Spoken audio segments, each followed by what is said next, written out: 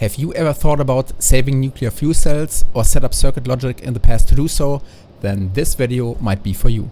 Because trying to save fuel cells doesn't make much sense at all.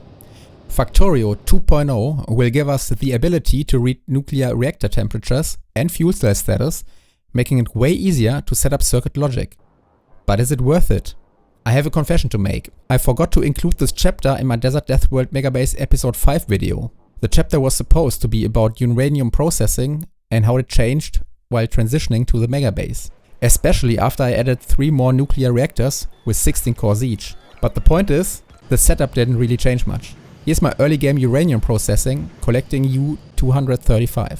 Then later on, Covarex enrichment was added. At some point I made some layout changes, but it's still just one Covarex machine. And this is the final setup.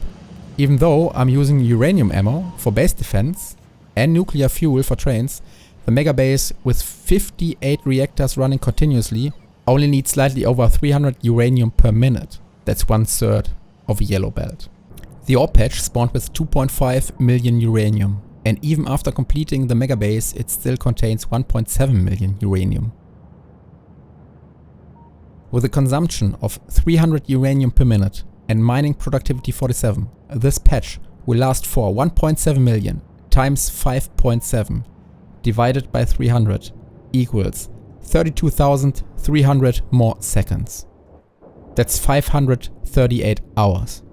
Additional mining productivity research in the future not included. Even if this patch is gone in the very distant future, there's already a 3.4 million patch nearby, and another one with 4.1 million uranium, and here another 6.1 million patch. The bottom line is, don't waste your time trying to save fuel cells. Uranium is abundant in Factorio. I maybe see a use case to save fuel cells in the very early game when you only have 1 or 2 reactors and you want to collect uranium for Covarex at the same time. But other than that, I'd rather just build an additional centrifuge. That's it, see you in Space Age. Shout out to Karev, my first patron ever, and also Preston Cole, who also supports me on Patreon. Thank you so much.